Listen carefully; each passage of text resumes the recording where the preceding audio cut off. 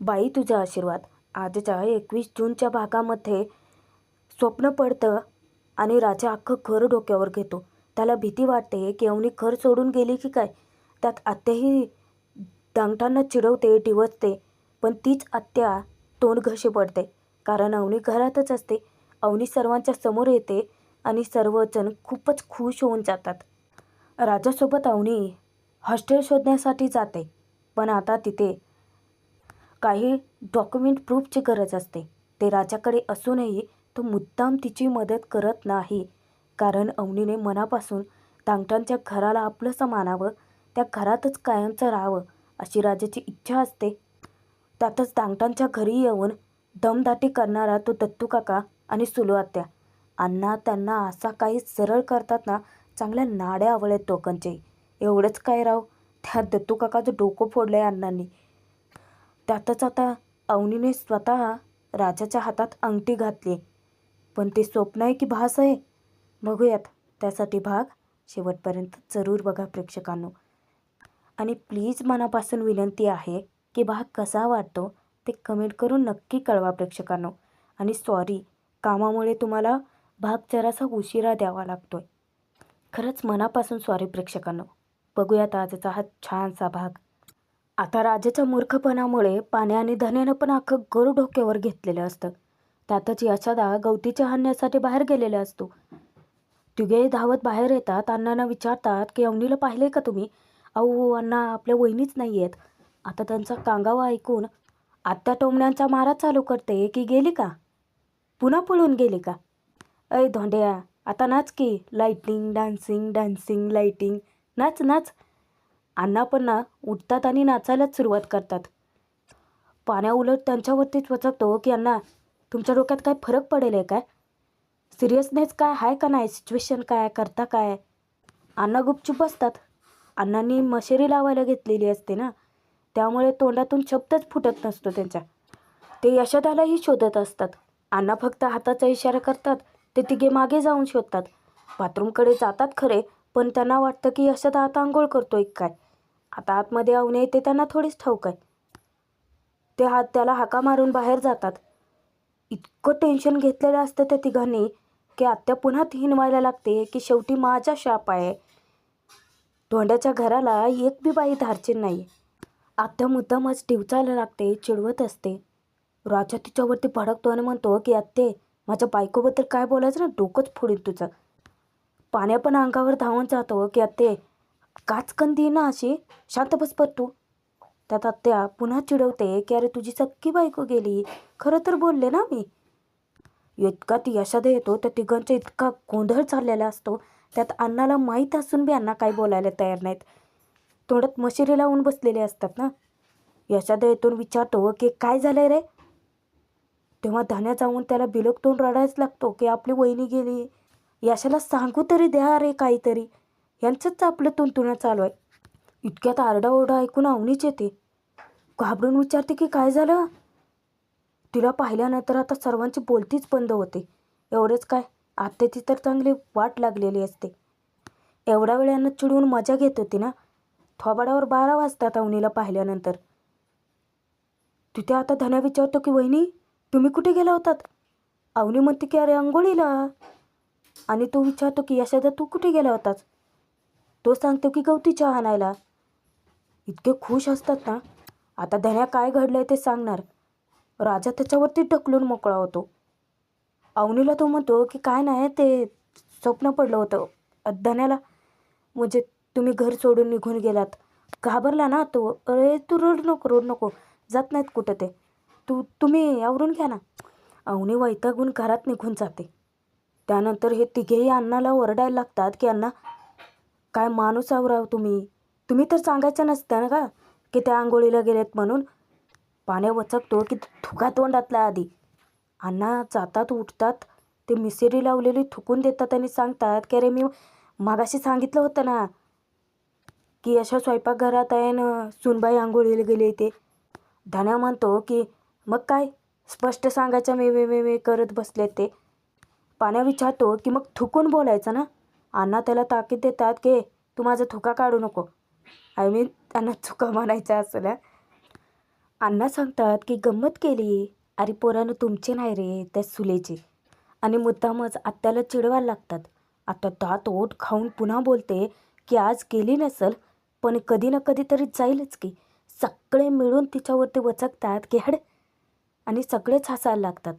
आता पाण्यानं त्याला चिडवतात राजाला की काय रे राजादा, तुला असली स्वप्न पडतात? आणि तो पण हसायला लागतो हा. थोड्या वेळानं तो रूममध्ये धावत जातो. अवनीशी त्याला बोलायचं असतं, पण अवनी त्याच्यावरती रागवते की काय रे तुम्ही कसले लोक आहात? घर आहे की सर्कस आहे? कसेही वागता, कसेही झोपता. त्या बाथरूममध्ये बल्ब नाही, दाराला कडी नाही. मी अजिबात राहू शकत नाही हा अशा घरात. राजा तिला शब्द देतो की 0 मिनिटात मी बल्ब आणि कडी बसवून येतो. अवनी त्याला ताकीद देते की थांब, तसंही मी या घरात राहणार नाही आहे. आपण आता हॉस्टेल शोधायला जातोय. आता हॉस्टेल शोधायला जायचं म्हटल्यानंतर राजाला दडपण येतं आणि तो अवनीला गंडवण्याचा प्रयत्न करतो की मॅडम, ते मी म्हणजे पाण्यात सांगत होता की कलेक्टर साहेबांनी सुट्टी डिक्लेअर केली आहे गावाला. अवनी ओरडते की कपे, मी काय अशिक्षित नाही आहे. मी सगळी इन्फॉर्मेशन चेक केली आहे, काही सुट्टी वगैरे नाही आहे. आणि तसंही आज एकदाचं हॉस्टेल बघितलं की मी उद्याच्या उद्या शिफ्ट होणार आहे तिकडे. राजाला टेन्शन येतं की काल रिसेप्शनला आलेले गावातली लोक उद्या आमच्यावरती हसणारच आहेत. आणि सुलू आत्या, ती तर म्हणालच गेली गेली गेली, राजाची बायको गेली. इकडे यशोदा भांडी परत द्यायला चाललेला असतो आणि त्याच्यासोबत धन्या हा कॉलेजला निघालेला असतो. तो इतका उत्साहाने सांगतो की यशोदा, मला ना स्वप्नात पण कधी वाटलं नव्हतं रे की अशा रिसेप्शन ठेवू, गाव जेवण देऊ. राजाने तर कमालच केली हा. पण यशोदा इतका अस्वस्थ असतो कारण सतत अवनीचं बोलणं त्याला आठवत राहतं की त्यांचं काय खरं लग्न झालेलं नाही आहे. धन्या विचारतो की यशोदा, काय तू पैशाचं वगैरे टेन्शन घेतलं आहे काय? अरे टेन्शन बिन्शन सोड, आपल्याला आता बाईचा आशीर्वाद लाभला आहे. आपल्या घरात फक्त आनंदी आनंदच असणार आहे. यशोदा, मी काय म्हणतो, आपण ना त्या दोघांना मस्त हनीमूनला पाठवूयात. यशोदा त्याच्यावरती ओरडतो की काही काय बोलायला, वय काय? त्यावर तो विचारतो की काय मी काय शाळेत आहे का? आपण मस्त त्यांना हिल स्टेशनला पाठवूयात, मस्त काश्मीर वगैरे भारी. यशोदा त्याला ओरडतो की आगाव काही बोलू नको, असं चापटवी ना तुला. गुपचूप अभ्यासाकडे लक्ष दे तुझ्या. त्यावर तो सांगतो की बरं यशोदा, मी जातोय आता, पण मी दुपारी लवकर घरी येणार आहे. अरे आपल्या वहिनी दुपारी एकटे घरात बोर होतील ना, त्यांना मस्त कंपनी देईन मी, भारी येत रे त्या. चल मी पळतो. यशोदाला टेन्शन येतं की आता धन्या किती खुश आहे, पण उद्या जर का अवनी घर सोडून निघून गेली तर काय होईल त्याचा हाल. इकडे तोपर्यंत राजा एका हॉस्टेलमध्ये अवनीला घेऊन येतो. तिथली जी इन्चार्ज असते ना, वॉर्डन जी असते ना, ती तिथे राजाला थांबवते. ते विचारते की तुम्ही आत कसे काय आलात? पुरुषांना अलाउड नाही आहे इथे. अवनी रिक्वेस्ट करते की ते माझ्यासोबत आहेत.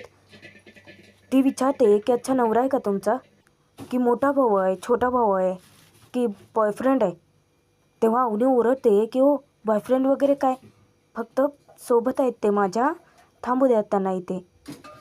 तेव्हा ते अवनीला बसायला सांगते. आता राजाही खुर्चीवर बसणार. ती वॉर्डन त्याला ओरडते की मी तुम्हाला बसायला सांगितलं आहे का? नाही ना.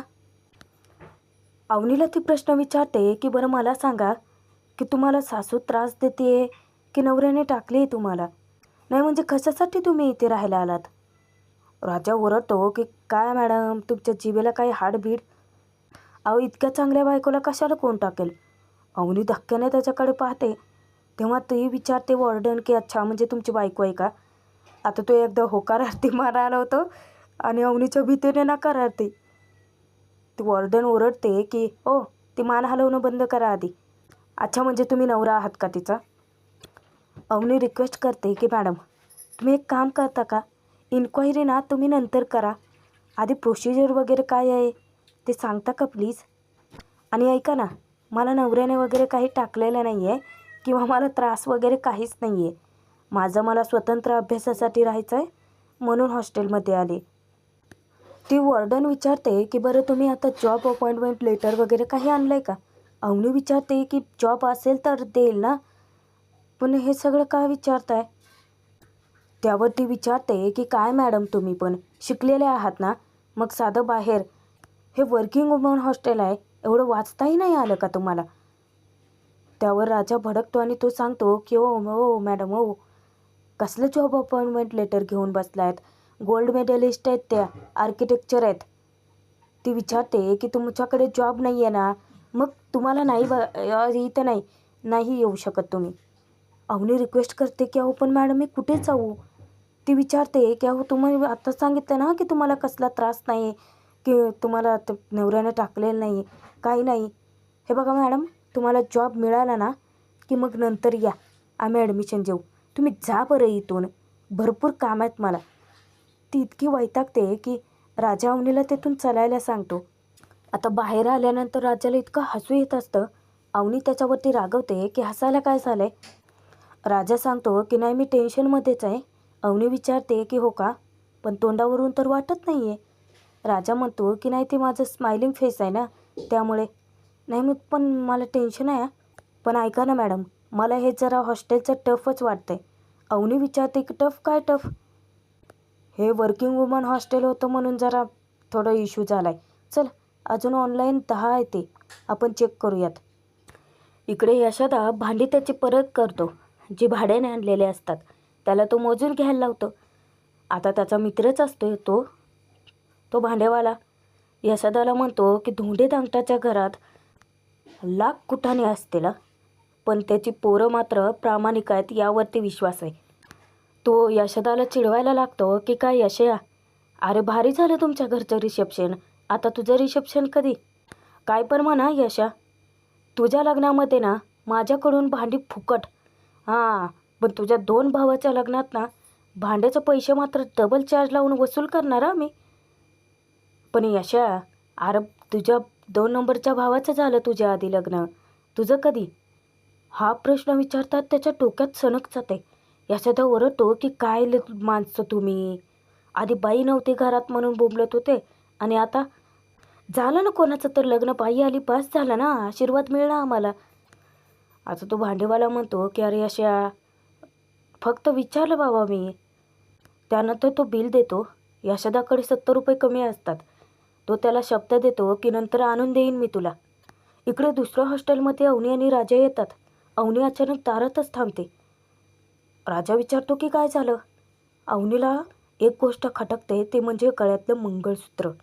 तिला आठवतं राजाने तिच्या गळ्यात मंगळसूत्र घातलं होतं रिसेप्शनला. त्यात ती बाई फालतूचे उगाचच प्रश्न विचारत होती मागाची वॉर्डन. त्यानंतर ना मंगळसूत्र अवनी पटकन ड्रेसच्या आतलं पळते. ती दरवाजा ठोठावते 2-3 वेळा, काहीच रिस्पॉन्स येत नाही. म्हणून ती आतमध्ये जाते. राजाही जातो. अवनी हाका मारायला लागते. राजा म्हणतो की बहुतेक कुणी नाही आहे वाटतं, आपण नंतर येऊयात. अचानकच वॉर्डन पलटते. चेअरवरती बसलेली असते ना, तिला पाहून राजा घाबरतो की बाबू, तुम्हाला बघून चुकून वाटलं की आम्ही ब्युटी पार्लरमध्ये चालू काय? ती वॉर्डन सांगते की नाही नाही, अगदी योग्य ठिकाणी आला आहात तुम्ही. राजा विचारतो की पण मॅडम, अहो तुम्हाला बघून हॉस्टेलच्या मुलींना हार्ट अटॅक यायचा ना. तेव्हा ती वॉर्डन विचारते की तुम्ही आहात ना जिवंत? राजा विचारतो की पण मॅडम, नाही म्हणजे भारी आहे, फ्री टाईममध्ये असं करता, छान आहे छान आहे.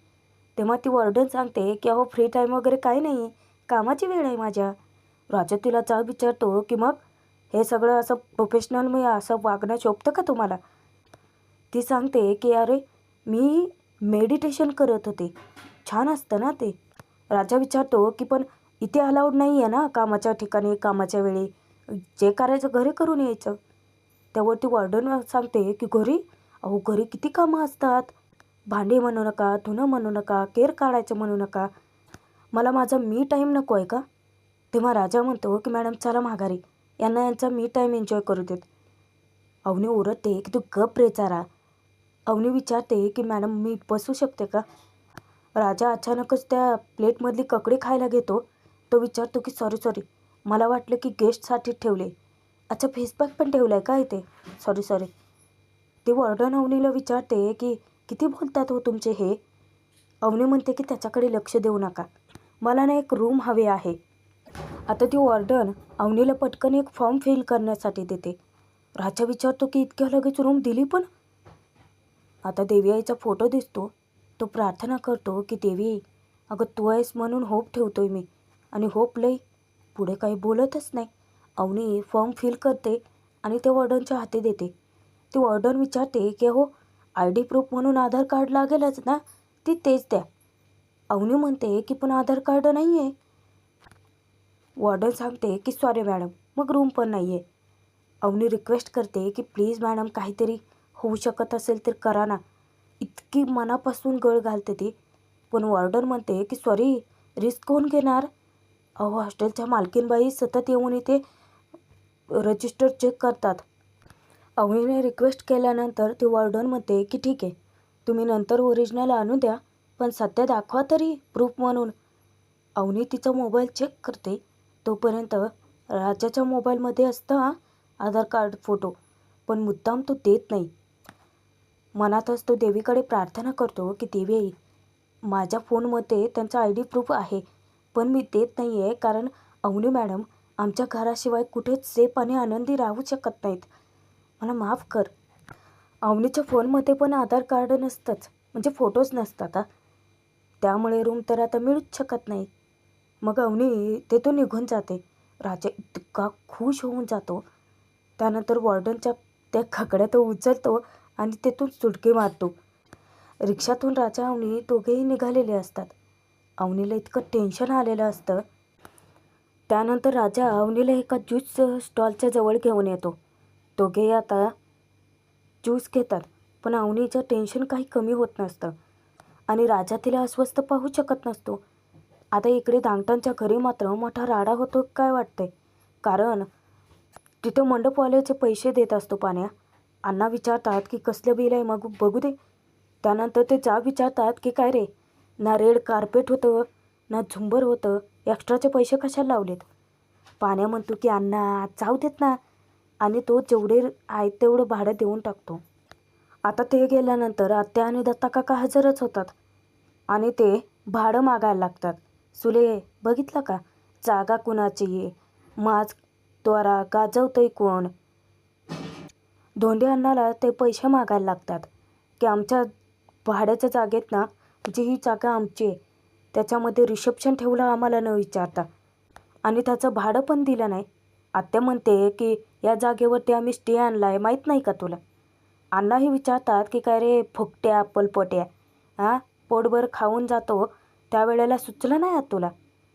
दत्तू काका म्हणतो की ते वेगळा इशय बदलाचा नाही, आम्हाला आत्ताच्या आत्ता भाडं पाहिजे. सुलो आत्याही शिव्या घालते की किती नीच नालायक रे तू धोंड्या. म्हणलं होतं ना प्रेक्षकांनो, राडा व्हायचा तो होणारच आहे. दत्ता काका आता तिथे दमदाटी करतो की थांब, आमच्या जागेत राहता ना तुम्ही, आता संपतो सामानच बाहेर फेकतो. आता तिथे पाणी अडवण्याचा प्रयत्न करतो की दत्ता काका लय शहाणपणा करायला लागलास काय तू? दत्ता काका म्हणतो की या दत्ता धांगटाला अजून ओळखला नाही, तुला दणकाच माहीत नाही, थांब दाखवतो. रागाच्या भरात तो पुढे जातो आणि अण्णा त्याला जोराचं ढकलून देतात की. त्यावेळेला मात्र ना त्याच्या डोक्याला जखम होते. आता मोठ्याने ओरडते. आता अण्णांना ती शिव्या शाप द्यायला लागते की धोंड्या, अरे माझ्या भावाच्या जीवावर उठलास र तू, सक्का भाऊ निका पक्का वैरी निघालायस तू. आता पाण्यात सुरुवात त्याला धमकी देतो की आत्ते झालं का समाधान, फुटलं ना डोकं, सांगितलं होतं ना निघितं इकडनं. हे बघा आत्ते, अण्णा शांत आहेत तवर शांत आहेत, एकदा पेटले ना चल निघितकडनं. आता दत्तू काकाची अशी काय घाबरगुंडी उडते ना, सुले मला घेऊन चल इथनं, मला वनपीसमध्ये जायचं आहे. मुळू बायकासारखा रडायला लागतो तो. आत्या दत्ता काकाला घेऊन जाते आणि पाण्या कसा बसा तरी अण्णांना घरात घेऊन जातो. इकडे राजा अवनीला वडापाव खायला आणतो. तो म्हणतो की मॅडम अहो तुमच्या टेटसच्या हॉटेलमध्ये गेलो असतो की काय? अवनी म्हणते की गप्प बस, आधीच पैसे कमी आहेत आपल्याकडं. राजा म्हणतो की पैशाची काळजी करू नका हो, पैसे भरपूर आहेत आपल्याकडं. अवनी विचार करते की आता हॉस्टेलचं काय, आपण 2-3 हॉस्टेल बघायची का? राजा म्हणतो की काय मॅडम, अहो आपण इंटरनेटवरचे तर सगळे ऑप्शन चेक केले, इतर 2-3 ठिकाणी ऑप्शन बघितले. काय सगळे फालतूचे प्रश्न विचारतायत. लग्नच झालंय का, पळून आलात का, त्रासच देत आहेत का, आणि जिथे जायचं म्हटलं तर तिथे ते आधार कार्ड. अवनी विचार करते की ऐक ना, आपण रूम भाड्याने बघायची का. त्यावर राजा म्हणतो की हल्ली ते ॲग्रीमेंट करावं लागतं ना मॅडम.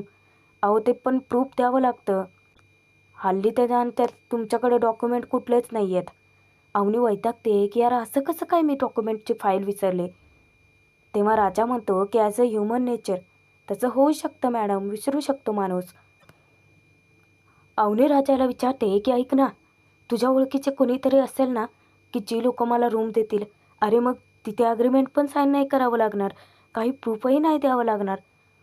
राजा मनातच वैतागतो की काय एक एक आयडिया सुचतात नाही यांना. उलट राजा तिला सुचवतो की ऐका ना मॅडम, तुम्ही ना अण्णादांगटांच्याच घरी का राहत नाहीत. तिथे तुम्हाला पैसेही द्यावे लागणार नाहीत आणि ॲग्रीमेंट पण साईन करावं लागणार नाही. अवनी म्हणते की गप्प बस. त्यानंतर ती प्रार्थना करते की देवी आता काहीतरी तूच मार्ग दाखव. हे ऐक ना, आपण अभिषेक करायचं का. राजा विचारतो की अभिषेक, अहो पण आता मंदिरात जावं लागेल. त्यावर अवनी त्याला म्हणते की नाही म्हणजे एका भल्या माणसाने मला वेगळ्या पद्धतीचा अभिषेक शिकवलाय. माहिती आहे ना, आठवतं आहे ना, लहान मुलांना खायला दिलं होतं. आणि राजा कालातच असतो. प्रेक्षकांनो मग इथेच भाग संपतोय. पुढील ट्विस्ट पाहण्याआधी तुम्हाला प्रेक्षकांनो एक विनंती आहे की आपला दुसरा चॅनल आम्ही मराठी 1वरती तुम्हाला बाई तुझा आशीर्वाद मालिकेचे पुढचे ट्विस्ट बघायला मिळतील. तर तिथे नक्कीच सबस्क्राईब करा. बघूयात पुढे. अवनी राजाला सांगते की मी आलेच आहे, 1 मिनटं. राजा विचारतो की का तिकडे काय आहे. अवनी त्याला म्हणते की आता तू एवढं माझ्यासाठी मंगळसूत्र घेऊन आलायस, मी तुझ्यासाठी अंगठी आणूच शकते की. आणि अवनी त्याच्यासाठी अंगठी घेऊन येऊन त्याच्या बोटात घालते. राजा प्रचंड खुश असतो.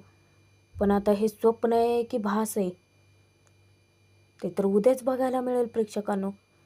या मालिकेचे सर्व एपिसोड सर्वात आधी पाहण्यासाठी सबस्क्राईब जरूर करून ठेवा.